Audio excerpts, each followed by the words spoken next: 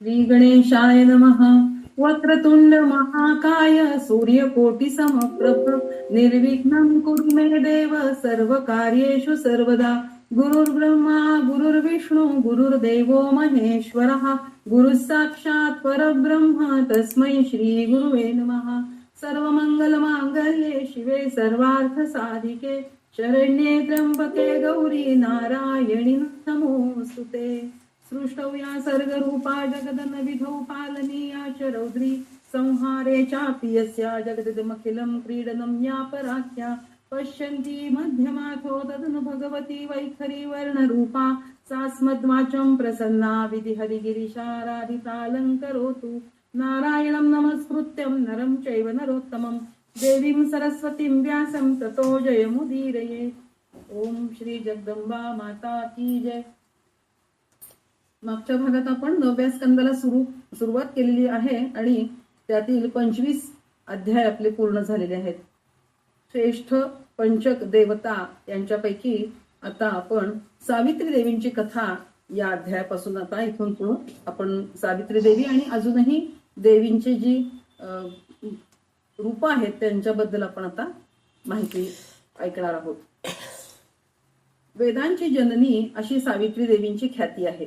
सर्वप्रथम ब्रह्माजींनी सावित्री देवीचे पूजन केले आणि त्यानंतर भारतवर्षातील राजा अश्वपतीने केले आणि त्यानंतर चारही वर्णातील लोक सावित्री देवीचे पूजन करू लागले. आता नारद मुनींनी नारायण मुनींना या राजा अश्वपती आणि देवी सरस्वती यांच्याबद्दल विस्तारपूर्वक सांगण्याची विनंती केली. त्यानुसार श्री नारायण मुनी यांनी सांगण्यास सुरुवात केली. मद्र देशात अश्वपती नावाचा एक महान राजा होता. तो मित्रांची दुःख दूर करणं, शत्रूंचा नाश करणं यासाठी प्रसिद्ध होता. त्याची महाराणी मालती ती पण अतिशय धर्मनिष्ठ, जणू लक्ष्मीच्या रूपामध्येच अशी भासत होती. पण त्या दोघांनाही एकच दुःख त्रास देत होते, ते म्हणजे ते दोघे अपत्यहीन होते. त्यामुळे वसिष्ठ मुनींच्या उपदेशानुसार राणीने अपत्य प्राप्तीसाठी माता सावित्री देवीची आराधना केली, तपश्चर्या केली. पण राणीला देवीकडून काहीच संकेत मिळाला नाही किंवा आशीर्वादही मिळाला नाही. त्यामुळे राणी अत्यंत दुःखी झाली आणि पुन्हा आपल्या राज्यामध्ये परत आली. अशा अश्वपतीने या दुःखी असलेल्या राणीला बघितले आणि त्याने तिला समजावले आणि पुन्हा तपश्चर्या करण्यासाठी ते दोघेही पुष्कर क्षेत्री गेले. तेथे त्यांनी जवळजवळ 100 वर्षापर्यंत तपश्चर्या केली. त्यावेळी त्यांना देवीचा आशीर्वाद म्हणून गायत्री मंत्राची उपासना करण्याचा आदेश मिळाला. त्याच वेळी तेथे पराशर मुनींचे आगमन झालेले होते. त्यांनीही 10 लाख गायत्रीचा जप करावा असे त्या दोघांना सांगितले आणि त्यामुळे आपले 3 जन्माचे पाप नाहीसे होईल आणि माता सावित्रीचे साक्षात दर्शनही प्राप्त होईल असेही सांगितले. संध्यावंदना आणि संध्यावंदनाचे महत्वही त्यांनी या ठिकाणी राजा अश्वपती आणि त्याची पत्नी मालती हिला सांगितले. हे सर्व सांगून पराशर मुनींनी राजा अश्वपतीला सावित्री देवीच्या पूजेचे पूर्ण विधिवत विधान सांगितले, उपदेश केला आणि मुनी आपल्या आश्रमामध्ये निघून गेले. त्यानंतर राजाने भगवती सावित्रीची विधिवत उपासना करून मातेचे दर्शन प्राप्त करून घेतले आणि मातेचे दर्शन झाल्यावर अभिष्ट वरही त्यांनी प्राप्त केला. ज्येष्ठ महिन्यामध्ये माता सावित्रीची पूजा व्रत करण्यास सांगितले. हे व्रत 14 वर्ष करावे असे देवीने राजाला स्वतः सांगितले. 14 प्रकारच्या फळांचा नैवेद्य अर्पण करण्यास सांगितला आणि असे सांगितले गेले जाते की प्राचीन काळी गोलोकात विराजमान असलेल्या श्री कृष्ण भगवान यांनी सावित्री मातेला ब्रह्मलोकात ब्रह्माजींच्या सह जाण्याची आज्ञा केली, पण त्या तयार झाल्या नाहीत. त्यानंतर मग श्रीकृष्ण भगवंतांनी सांगितल्यानुसार ब्रह्माजींनी भक्तिपूर्वक वेदमाता सावित्री देवींचे आधी स्तवन केले. त्यामुळे माता त्यांना प्रसन्न झाली आणि मग ब्रह्माजींना आपल्या पतीच्या रूपात त्यांनी स्वीकार त्यांचा केला. ही ब्रह्माजींनी केलेली स्तुती जी आहे ती या श्रीमद देवी भागवत महापुराणातील 2य खंडातील 9व्या स्कंदामधील 26व्या अध्यायामध्ये श्लोक 79 ते 85 यामध्ये आजही आपल्याला वाचण्यासाठी उपलब्ध आहे. या स्तुती स्तोत्राने राजा अश्वपतीने स्तुती केली सावित्री देवींची, आणि त्यामुळे सावित्री माता त्यांना प्रसन्न झाली आणि मातेचे दर्शन त्यांना प्राप्त झाले. मनातील इच्छापूर्तीचा आशीर्वाद मिळाला. त्याचप्रमाणे आपणही जी व्यक्ती या स्तोत्राचे पाठ करते, देवीची पूजा करते, त्यामुळे माता प्रसन्न होते, असेही या ग्रंथामध्ये सांगितलेले आहे. 4 वेदांच्या पठनाने जे फळ मिळते तेच फळ या स्तोत्राच्या पठनाने मिळते, असे या ग्रंथामध्ये लिहिलेले आहे. तर अशा या दिव्य स्तोत्राच्या पठनाने माता सावित्री देवी प्रसन्न झाली आणि या राजा राणीच्या मनातल्या इच्छांची पूर्ती होईल असा आशीर्वाद तिने राजा राणीला दिला. त्या दोघांनाही मुलगा आणि मुलगी दोन्ही अपत्य हवी होती. तसा वरही देवीने दिला आणि माता ब्रह्मलोकामध्ये निघून गेली. राजाही आपल्या राज्यात पुन्हा आनंदाने परतला.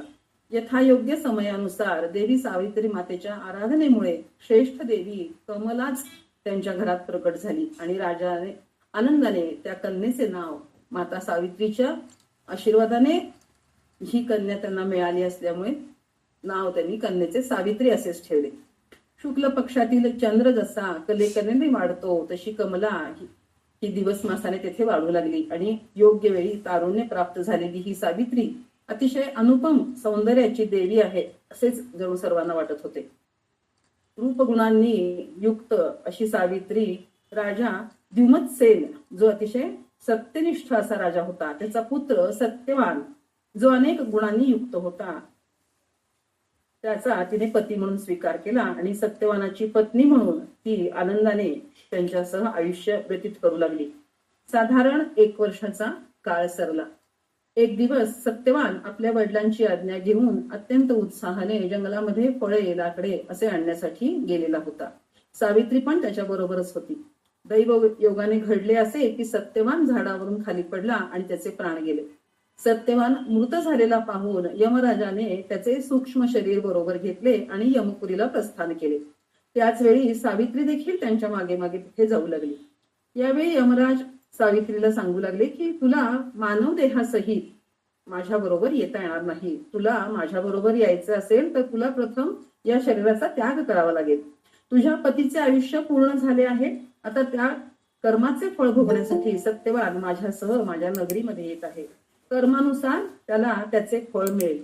कर्मामुळेच पूर्ण सिद्धी, अमरत्व किंवा विष्णुदेवांच्या 4 मुक्ती जसे की सालोक्य, सामिप्य, सारुप्य आणि सायुज्य या प्राप्त होतात व मोक्ष प्राप्त होतो. किंवा कर्मानुसार देव, असुर, पशु, पक्षी, वृक्ष, कीटक, जंतू अशी कोणतीही योनी 84 लक्ष योनींचा प्रवास त्याला पार करावा लागतो.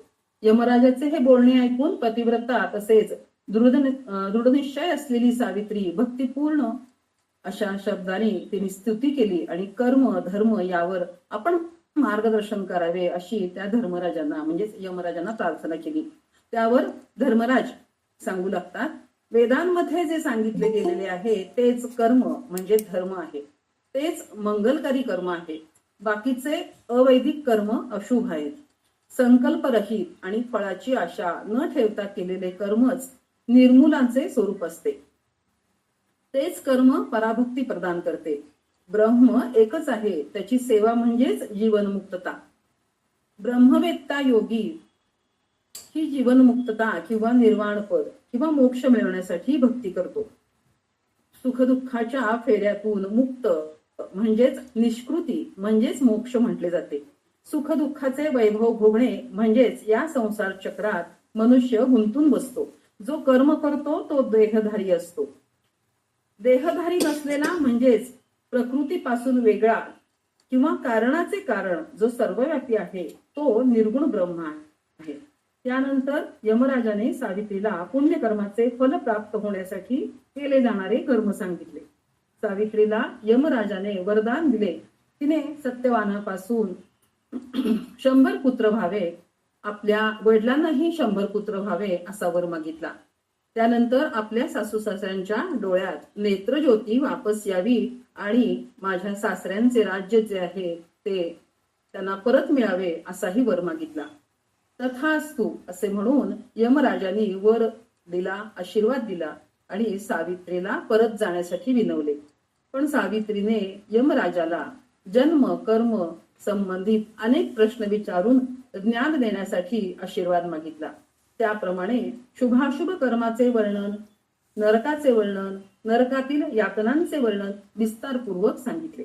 त्यानंतर सावित्रीने माता भगवतीची महिमा वर्णन करण्यासाठी सांगितले. त्या संदर्भात तिने यमराजांना प्रार्थना केली. त्यानुसार यमराजाने स्वतः अतिशय आनंदाने हर्षोल्लासाने देवीची महिमा वर्णन करण्यास सुरुवात केली. भगवान शेषनाग ज्यांचे 1000 मुख आहेत ते देखील भगवतीचा महिमा त्यांच्या 1000 मुखांनी पूर्णपणे वर्णन करू शकणार नाहीत, इतकी देवीची महती या ग्रंथामध्ये वर्णन केलेली आहे. 6 मुखाचे कार्तिकेय स्वामी श्री गुरु गणेश, 5 मुखाचे शंकर, 4 मुखाचे ब्रह्मा आणि सर्वज्ञ भगवंत विष्णू यांनाही माता भगवतीचे वर्णन करण्यास सामर्थ्य नाही असेही धर्मराज म्हणतात. 4 वेद आणि वेदांचे जाणकार विद्वान देखील मातेच्या एका कलेला पण जाऊ शकत नाही, अशी अनंत कोटी गुणे मातेची महती धर्मराजाने सांगितलेली आहे. अशी ही सच्चिदानंद स्वरूपिणी शक्ती महामाया निराकार असून देखील आपल्या भक्तांवर कृपा करण्यासाठी सगुण रूप धारण करते. हीच साक्षात मूल प्रकृती आहे. तिनेच या जगाचा पसारा आपल्या मायेने मोहित केलेला आहे. तिच्या भक्तीनेच त्यातून मुक्तता प्राप्त होऊ शकते, अशी ज्ञानाधिष्ठित चर्चा करून धर्मराज यांनी सावित्रीच्या पतीचे प्राणही परत केले. त्यांना दोघांना भारतवर्षामध्ये 1,00,000 वर्षांपर्यंत सुख उपभोग करून देवी लोकात जाण्याचा आशीर्वादही दिला. अशा प्रकारे ज्येष्ठ मासातील चतुर्दशी तिथीची पूजा, सावित्री व्रत, भाद्रपद महिन्यातील महालक्ष्मी व्रत, प्रत्येक मंगळवारी केलेले मंगलचंडिका व्रत, मनसा देवीची पूजा, कार्तिक पौर्णिमेला केलेली राधाकृष्णांची पूजा, प्रत्येक महिन्यातील दुर्गाष्टमीला केलेले व्रतपूजन, या सर्व प्रकारच्या पूजा विधींमुळे साधकाला देवीची भक्ती प्राप्त होते. या लोकातील सर्व सुख भोग त्या साधकाला प्राप्त होतात, अशी मातेची महती सांगून धर्मराज आपल्या लोकांमध्ये निघून गेले. सावित्री आपल्या पतीला परत जिवंत करून आपल्या घरी परत घेऊन आली. तिच्या वडिलांना पुत्र प्राप्ती झाली. सासू सासऱ्यांना गेलेली दृष्टी परत मिळाली, गेलेले राज्य परत मिळाले. सावित्री आणि सत्यवान यांना देखील पुत्र प्राप्ती झाली आणि आशीर्वादानुसार 1,00,000 वर्ष संसार राज्य सुख उपभोगून सत्यवान आणि सावित्री देवी लोकात वास करू लागले. सविता सूर्याची अधिष्ठात्री देवी असल्याने तसेच सूर्याच्या ब्रह्म प्रतिपादक गायत्री मंत्राची अधिष्ठाती देवता असल्यामुळे तसेच संपूर्ण वेदांची जननी असल्यामुळे संपूर्ण जगात ही माता सावित्री या नावाने प्रसिद्ध आहे. आता श्री नारद मुनी श्री नारायण मुनींना श्री लक्ष्मी देवीचे स्वरूप, गुणकीर्तन, प्राकट्य कथा इत्यादी सविस्तर सांगावे अशी प्रार्थना करतात. त्यानुसार श्री नारायण सांगू लागतात. प्राचीन काळातील कथा आहे. सृष्टीच्या आरंभी रासमंडलाच्या मध्यभागामध्ये परमात्मा श्रीकृष्ण यांच्यापासून भगवती राधा प्रगट झाली. राधा देवी लावण्य संपन्न, अत्यंत सुंदर, श्वेत चंपा फुलासारखी कांती असणारी मनोहारिणी देवी, करोडो शरद पौर्णिमेच्या चंद्रप्रभेप्रमाणे अत्यंत तेजस्वी होती. सर्वेश्वर श्रीकृष्ण त्यांच्या इच्छेनुसार ही देवी 2 रूपात प्रगट झाली. एक राधा आणि दुसरी महालक्ष्मी. माता महालक्ष्मीला विष्णू भगवान यांना प्रदान केले गेले आणि महालक्ष्मी विष्णू भगवंतांसह वैकुंठात शोभायमान झाली. हीच स्वर्गामध्ये स्वर्गलक्ष्मी, पाताळामध्ये नागलक्ष्मी, राजांच्या राज्यामध्ये राजलक्ष्मी आणि गृहस्थांच्या घरामध्ये गृहलक्ष्मी या रूपात आपल्या अनेक कलांपैकी एका कलेने विराजमान असते. सर्व मंगलांचे मंगल करणारी भगवती लक्ष्मी गृहस्थांसाठी संपत्ती स्वरूपिणी आहे. गायींची जननी सुरभी, यज्ञ पत्नी दक्षिणा यांच्या रूपात हीच सागर कन्या महालक्ष्मी विराजमान आहे. चंद्रामध्ये जी शोभा आणि सूर्यमंडलामध्ये जी दीप्ती आहे ती महालक्ष्मीचेच रूप आहे. जल, फल, रत्न, वस्त्र, पवित्र भूमी, देवप्रतिमा, माणिक, माळा, मणी, हिरा, दूध, चंदन, वृक्षांची नवीन पालवी, नवीन मेघ, सर्व प्रकारचे धन, धान्य, वस्त्र हे सर्व लक्ष्मीचीच रूपे आहेत. यानंतर श्री नारायण मुनी नारदजींना सांगतात, पूर्वीच्या काळी दुर्वासा ऋषींच्या शापामुळे इंद्र श्रीविहीन झाले. श्री म्हणजे संपत्ती, लक्ष्मी. आणि संपूर्ण देवसमुदाय मृत्यू लोकामध्ये भटकू लागला. त्यावेळी स्वर्गलक्ष्मी ही अत्यंत दुःखित होऊन वैकुंठात पोहोचली आणि तिने स्वतःला महालक्ष्मीमध्ये विलीन करून घेतले. त्यानंतर सर्व देवता स्वर्गलक्ष्मीला पुन्हा प्राप्त करण्यासाठी ब्रह्मदेवांसह वैकुंठात पोहोचले आणि त्यांनी भगवंतांना शरण जाऊन सर्व हकीकत कथन केली. भगवान विष्णूंच्या आज्ञेने सर्व संपत्ती स्वरूपा लक्ष्मी आपल्या पूर्ण कलेने विकसित सागर कन्या म्हणून तिने जन्म घेतला आणि मग पुन्हा लक्ष्मीने सागरातून उत्पन्न होऊन भगवान विष्णूंनाच वनमाला समर्पित केली. त्यानंतर देवतांनी पण आपले राज्य परत मिळवले आणि भगवती महालक्ष्मीचे विधिवत पूजन त्यांनी पुन्हा सुरू केले. नारदजींनी श्री नारायण मुनींना दुर्वासा ऋषींच्या शापाबद्दल सविस्तर सांगा अशी प्रार्थना केल्यामुळे नारायण मुनी आता त्याच्याबद्दल सांगू लागतात. प्राचीन काळची घटना आहे. 3 लोकांचे अधिपती इंद्र मधुपानामुळे प्रमत्त आणि कामासक्त होऊन रंभेबरोबर एकांतात एका वनात राहू लागलेले होते. त्यावेळी इंद्राने वैकुंठ धामातून कैलास पर्वतावर जाणाऱ्या दुर्वासा ऋषींना पाहिले. त्या प्रमत्त अवस्थेमध्ये असलेल्या इंद्राने मस्तक लवून दुर्वासा मुनींना आणि त्यांच्या शिष्यवर्गाला नमस्कार केला आणि त्यांची स्तुतीही केली. त्यावेळी दुर्वास मुनींनी इंद्राला आशीर्वाद दिला आणि भगवान विष्णूंनी दिलेले मनोहर पारिजात पुष्प अर्पण केले. पण मदोन्मत्त इंद्राने ते पुष्प आपल्या ऐरावत हत्तीच्या मस्तकावर भिरकावून दिले. त्या पुष्पाचा स्पर्श होताच तो ऐरावत हत्ती रूप, गुण, तेज तसेच आयु या सर्व गुणांनी विष्णूंच्या समतुल्य झाला आणि इंद्राला सोडून तो एका घनदाट जंगलामध्ये निघून गेला. दुर्वासा मुनींना पण इंद्राने आपण दिलेल्या भेटीचा तिरस्कार केला आहे असे वाटले आणि त्यांनी क्रोधाने इंद्रदेवाला शाप दिला की हे इंद्र, मी तुला दिलेले फूल पारिजातक पुष्प जे होते ते हस्तीच्या मस्तकावर तू फेकलेस, त्याचा परिणाम चांगला होणार नाही. तुझ्या राज्यातील लक्ष्मी देवी तुम्हा सर्वांचा त्याग करून भगवान श्रीहरींकडे पुन्हा निघून जाईल, कारण अभिमानी असलेल्या तुझ्याकडून खूप मोठा अपराध घडलेला आहे. मी नारायणांचा भक्त आहे, त्यामुळे माझ्या शापापासून तुला कोणीही मुक्त करू शकणार नाही. तुझे वडील कश्यप आणि गुरु बृहस्पती सुद्धा तुला यातून वाचवू शकणार नाही. भगवंतांचा प्रसाद जो असतो तो प्रसाद, जल, फल, नैवेद्य ताबडतोब ग्रहण करावा हा नियम आहे. त्याचा अव्हेर कदापिही करू नये. त्या प्रसाद ग्रहण केल्यामुळे आपल्या पूर्वजांचा उद्धार होतोच आणि स्वतः ती व्यक्ती देखील जीवनमुक्त होते. भगवंतांच्या प्रसाद ग्रहणाने आपलेही अनंत जन्मांचे पाप नष्ट होते असे या ग्रंथामध्ये स्पष्टपणे सांगितलेले आहे. हा शाप दुर्वासा ऋषींकडून मिळाल्यामुळे इंद्रदेव नाराज झाले आणि इंद्रदेवाने त्यांच्याकडे असा शाप मला देऊ नका आणि लक्ष्मी प्राप्तीची त्यांनी याचनाही त्यांच्याकडे केली आणि तसेच ज्ञान उपदेश पण मला आपण करा अशी ही याचना त्यांनी दुर्वास ऋषींकडे केली. इंद्राच्या इच्छेप्रमाणे दुर्वास ऋषींनी इंद्रदेवाला ज्ञानोपदेश केला आणि त्यामुळे इंद्राच्या हृदयात वैराग्य भाव दाटून आला. पण इंद्रदेव जेव्हा अमरावतीपुरीमध्ये त्यांच्या राज्यात पोहोचले तेव्हा त्यांना अमरावतीपुरी दैत्य आणि असुरांच्या सैन्याने भरलेली दिसली. संपूर्ण नगरी शत्रूंच्या सैन्याने आक्रांत झालेली पाहून इंद्रदेव बृहस्पतींकडे गेले. त्यांनी बृहस्पतींना सर्व कहाणी सांगितली. पण कर्मफल भोगावेच लागेल असे बृहस्पतींनी पण इंद्रदेवांना सांगितले आणि या जगताचे अधीश्वर भगवान नारायणांची आराधना तुम्ही करा असा सल्ला बृहस्पती गुरु यांनी इंद्रदेवांना दिला. जो मनुष्य या संसार चक्रातील घोर विपत्तीच्या वेळी भगवान मधुसूदन यांचे स्मरण करतो त्याची विपत्ती संपत्ती सारखी ही सुखकारकच ठरते असे भगवान शंकरांनी त्यावेळेला इंद्राला सांगितले. आणि मग बृहस्पती गुरूंनी ही गोष्ट इंद्रदेवाला सांगितली आणि त्यांना आशीर्वाद दिला.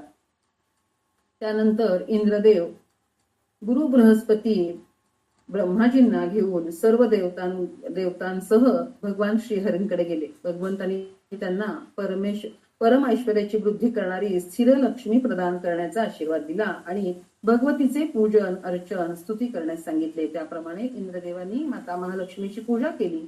त्यावर माता प्रसन्न झाली इंद्रदेवानी केलेले स्तवन या ग्रंथाच्या 9व्या स्कंदातील 42व्या अध्यायामध्ये 51 ते 67 या श्लोकांमध्ये आपल्याला ते स्तवन वाचायला मिळते. अश्रुपूर्ण नेत्रांनी सर्व देवता गणांसहित इंद्रदेवानी मस्तक लवून माता भगवती महालक्ष्मी देवीला वारंवार नमस्कार केला. सर्व देवतांनीही मातेची प्रार्थना केली. माता महालक्ष्मीने पण प्रसन्न होऊन सर्वांना आशीर्वाद दिला.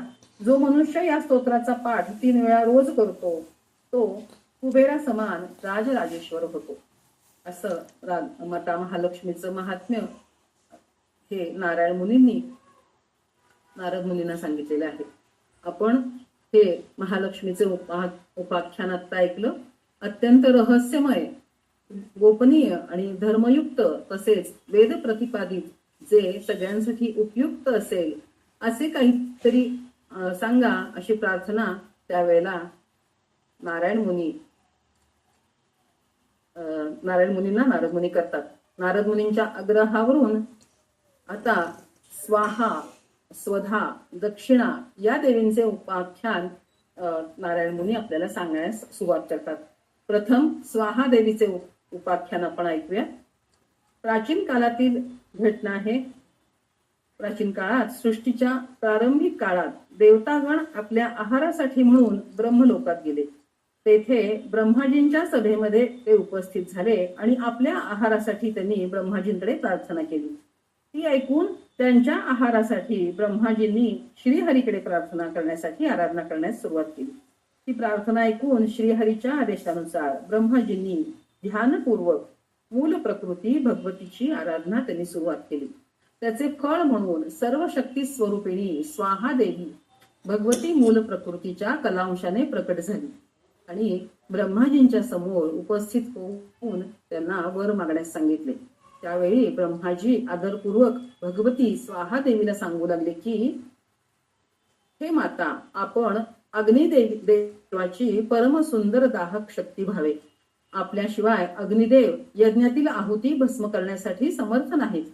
आपण अग्निदेवाची संपत स्वरूपिणी तसेच श्रीरूपिणी गृहस्वामिनी होऊन राहावे. जे लोक मंत्राच्या अंती आपल्या नावाचे उच्चारण करून देवतांना हवी प्रदान करतील तेच हवी देवतागण आनंदाने स्वीकार करतील आणि आपण त्यांना पूजनीय व्हाल.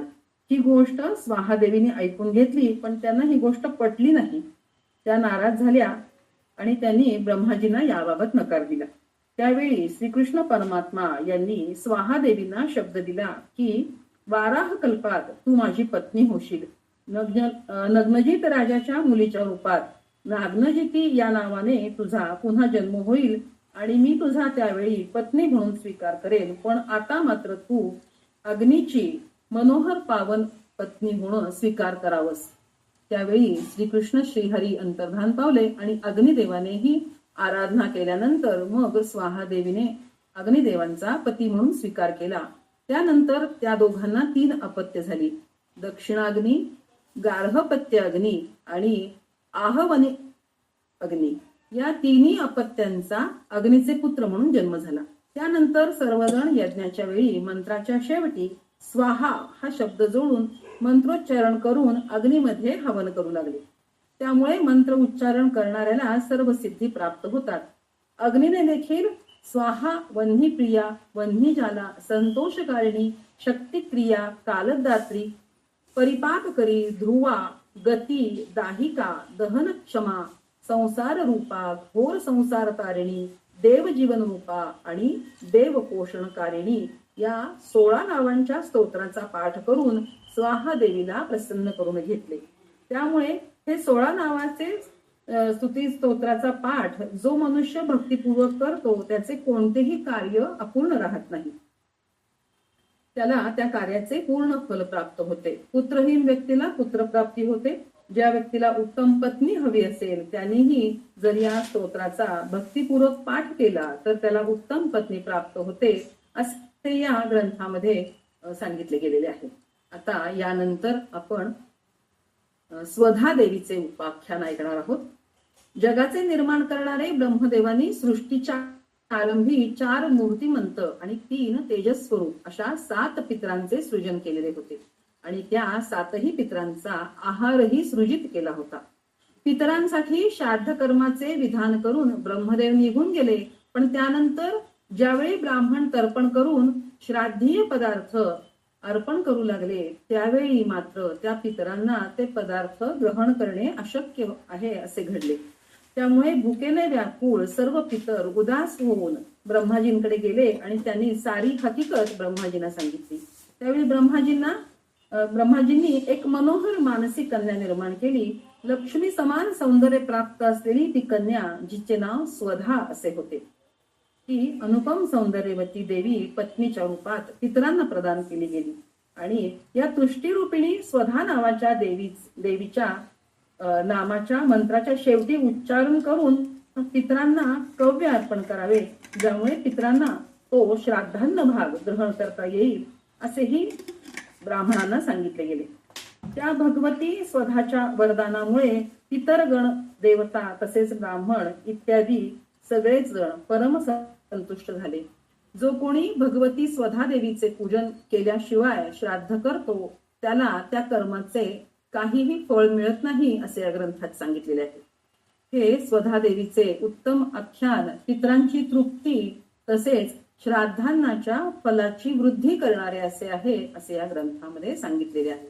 आता यानंतर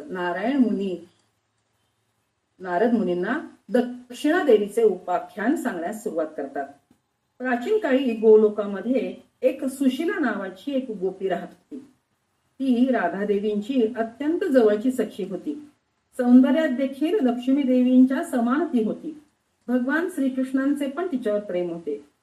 एकदा ती भगवंतांच्या जवळ असताना राधा देवीने पाहिले आणि राधा देवींना अत्यंत क्रोध आला आणि तो क्रोध पाहून भगवंत तर अंतर्धानच पावले आणि सुशीला मात्र गोलोकातून पळून गेली. पण राधा देवींनी सुशीलाला शाप दिला की सुशीला जर पुन्हा गोलोकामध्ये आली तर ती भस्मसात होऊन जाईल. आणि श्रीकृष्ण भगवंतांना राधा देवी अत्यंत आर्ततेने आता अळवू लागली की भगवंता तुम्ही प्रगट व्हावे, आणि त्यासाठी ती राधा देवी भगवंतांची स्तुती करू लागल्या. हे नाथ, आपण मला दर्शन द्या असे म्हणून राधा देवी भगवंतांना अळवू लागल्या. त्यानंतर थोड्या दिवसांनी राधेच्या भीतीने गोलोकातून पळून गेलेली सुशीला जी गोपी आहे तर ती दक्षिणा नावाने विख्यात झाली. एकदा खूप मोठा असा दुष्कर यज्ञ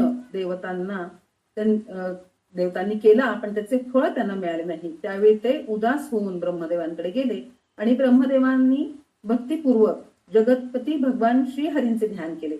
त्यावेळी त्यांना आदेश प्राप्त झाल्यानुसार भगवान नारायणांनी महालक्ष्मीच्या रूपातून मर्ते लक्ष्मी प्रकट केली आणि तिचे नाव दक्षिणा असे ठेवले. ती ब्रह्माजींना सुपूर्त केली.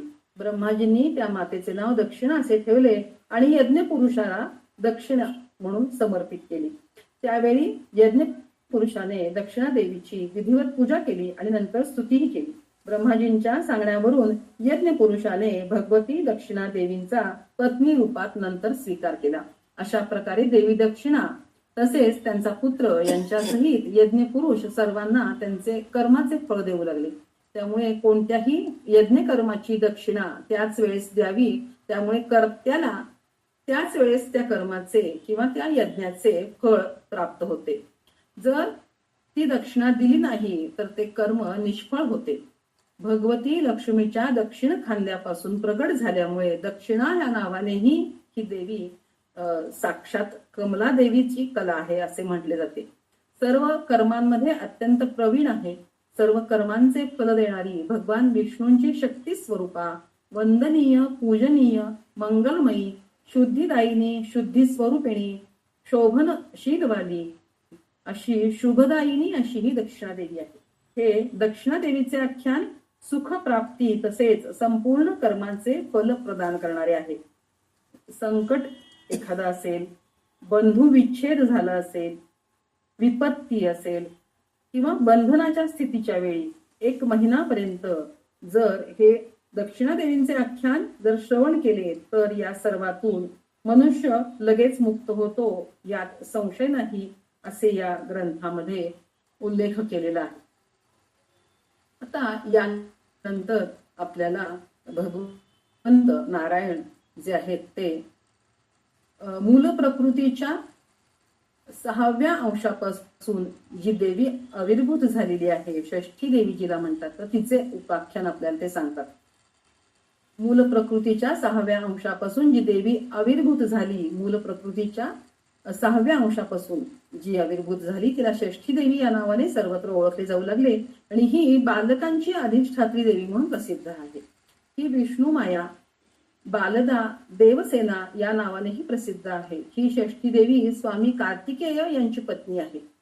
ही बालकांना आयुष्य देणारी, त्यांचे भरण पोषण तसेच रक्षण करणारी, आपल्या योगाच्या प्रभावाने सतत बालकांच्या जवळच वास्तव्य करून राहणारी अशी आहे. या देवीचे आख्यान परम सुख प्रदान करणारे आहे. आता ते आख्यान नारायण मुनी नारद मुनीला सांगतात. स्वयंभू मनुचा प्रियव्रत नावाचा एक पुत्र होता. त्या प्रियव्रताला स्वतःला लग्न करायचे नव्हते, पण ब्रह्माजींच्या आज्ञेने त्यांनी लग्न केले. विवाहानंतर त्यांना दीर्घ काळापर्यंत संतती प्राप्ती झाली नाही. त्यामुळे त्यांना कश्यप ऋषींनी पुत्र कामेष्टी यज्ञ करण्यास सांगितले आणि त्याप्रमाणे त्या दोघांनी तो यज्ञ संपन्न केला आणि त्या यज्ञाचा प्रसाद आपल्या पत्नीस त्यांनी ग्रहण करावयास दिला आणि त्या प्रसाद ग्रहणानंतर यज्ञाचे फलस्वरूप एक सुवर्ण कांती असणारा असा सुंदर अशा बालकाचा जन्म झाला. पण त्या बालकाचे डोळे उलटे होते. ते बालक उलट्या डोळ्याचे आहे हे पाहून बालकाची माता त्या बालकाचे रूप पाहून मूर्छित झाली. हे सर्व पाहून राजाला अतिशय वाईट वाटले आणि ते बालक त्यानंतर मृतही झालेले होते. मग त्या मृत झालेल्या बालकाला घेऊन राजा अत्यंत दुःखी अवस्थेमध्ये अरण्यामध्ये दूर निघून गेला आणि आता त्याच्या मनामध्ये आत्महत्येचे विचार येऊ लागले. पण त्याच वेळेस तेथे भगवती षष्ठी देवीचे दर्शन राजाला झाले. ती माता षष्ठी देवी आहे, सर्व बालकांची माता आहे हे लक्षात आल्यावर माता षष्ठी देवीला राजाने प्रार्थना केली आणि देवीने ही प्रसन्न होऊन बालकाला जीवदान दिले. बालकाला आशीर्वाद दिला आणि माता स्वर्गाकडे निघून गेली. राजा बालकाला घेऊन आपल्या राज्यात पुन्हा आनंदाने परत आला. त्यानंतर राजाने प्रत्येक महिन्यातील शुक्ल पक्षातील षष्ठी तिथीला भगवती षष्ठी देवीचा उत्सव साजरा करण्यास सर्वांना सांगितले आणि तो स्वतःही आपल्या राजवाड्यामध्ये या षष्ठी देवीचा उत्सव साजरा करू लागला. तेव्हापासून बालकांच्या जन्माच्या 6व्या दिवशी 21व्या दिवशी बालकांच्या मंगल कार्यात तसेच बालकांच्या अन्नप्राशन या संस्काराच्या वेळी सर्वत्र माता षष्ठी देवीची पूजा करण्याची पद्धत रूढ झाली. या देवीचे पूजन अर्चन स्तोत्र पठण करण्याने मनुष्याला उत्तम संतती प्राप्त होते, संतती दीर्घायुषी होते. संतानहीन जर असेल तर त्याला अपत्य प्राप्ती होते आणि रोगव्याधी दूर होऊन संतती रोगमुक्तही होते. अशा या बालकांची माता देवसेना षष्ठी देवीला आपण सर्वजण वारंवार नमस्कार करू. अशा प्रकारे आगमशास्त्रानुसार सामवेदाच्या कौथुम शाखेमध्ये देवीचे ध्यान पूजन विधी आणि स्तोत्र असे सर्व त्या शास्त्रामध्ये वर्णन केलेले आहे. यानंतर नारायण मुनी नारद मुनींना धर्मदेवाच्या मुखातून ऐकलेले श्रुतीसंमत असे मंगलचंडी देवीचे आख्यान सांगण्यास सुरुवात करतात, जे विद्वानांचे मंगल करते आहे असे येथे सांगितलेले आहे.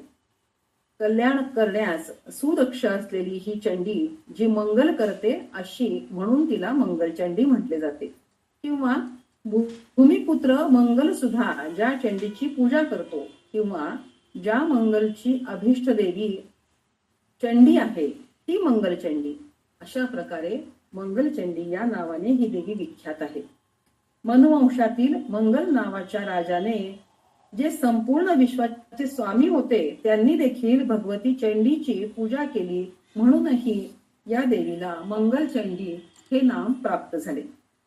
हीच दुर्गा या नावाने पण विख्यात आहे. कृपारूपिणी होऊन स्त्रियांचे अभिष्ट करणारी साक्षात प्रगट होणारी ही माता आहे असा या ग्रंथामध्ये उल्लेख आढळतो. सर्वात प्रथम भगवान शंकरांनी ब्रह्मा आणि विष्णू यांच्या प्रेरणेने या परात्पर भगवतीची पूजा केलेली होती. त्रिपुरासुराच्या संहाराच्या वेळी हीच देवी माता भगवान शंकरांची शक्ती स्वरूपा झालेली होती.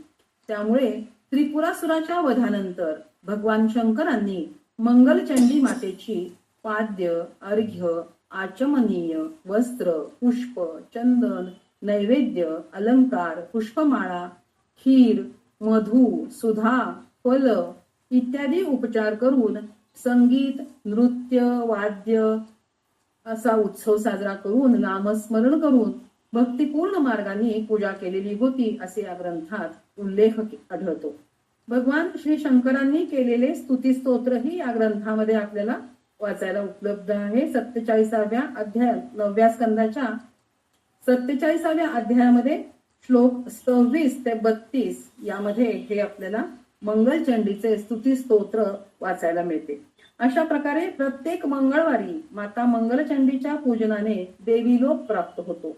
भगवान शंकरांनी पूजलेली माता भगवतीची नंतर मंगल ग्रह, राजा मंगल, सुवासिनी स्त्रिया आणि आपल्या कल्याणाची इच्छा करणारे सर्व पुरुष या सर्वांनीच पूजा केली.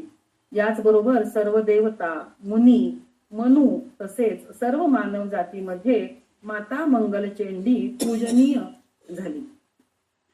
यानंतर आपल्याला मंगलचंडी देवीचे आख्यानानंतर मनसा देवीचे आख्यान आपल्याला नारद मुनींना सांगतायत, नारायण मुनी. तर ते आख्यान आता आपण ऐकूयात. ही भगवती जी मनसा देवी आहे ती कश्यप मुनींची मानसकन्या आहे. म्हणून तसेच मनापासून प्रार्थना केल्यामुळे ही प्रगट होते, म्हणून या देवीचे नाव मनसा देवी असे विख्यात झाले.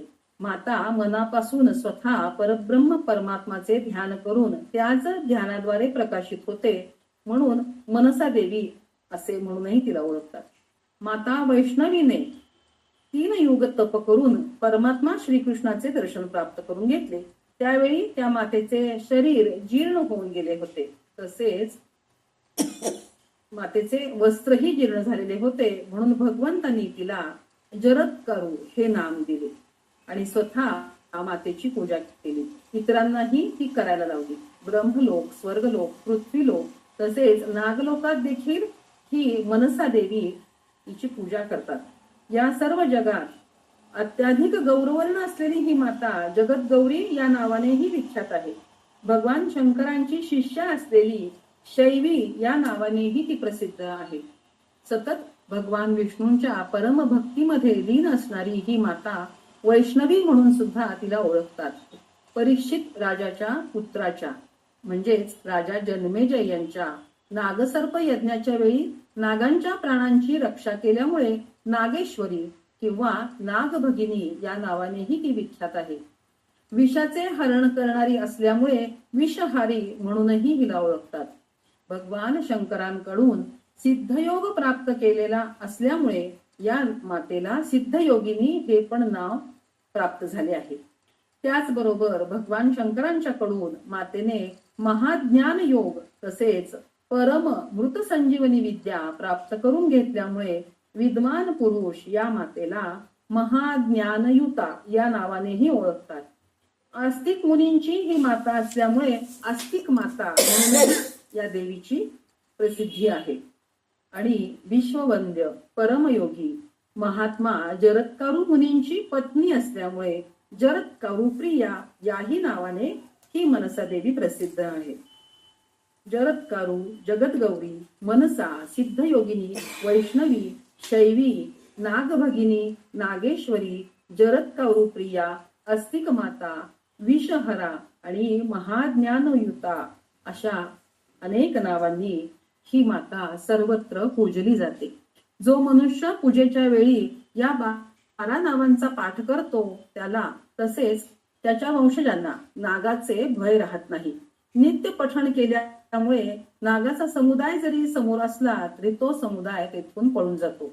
10 लाख पाठ केल्याने हे स्तोत्र सिद्ध होते. जो अशी स्तोत्र सिद्धी प्राप्त करून घेतो तो विषाचेही भक्षण सहज करू शकतो. नागांच्या आसनावर बसू शकतो. महासिद्ध होऊन अंती भगवान विष्णूंच्या बरोबर क्रीडा करण्याची पात्रता त्याला प्राप्त होऊ शकते. त्याला विषाची बाधा तर कधीच होत नाही.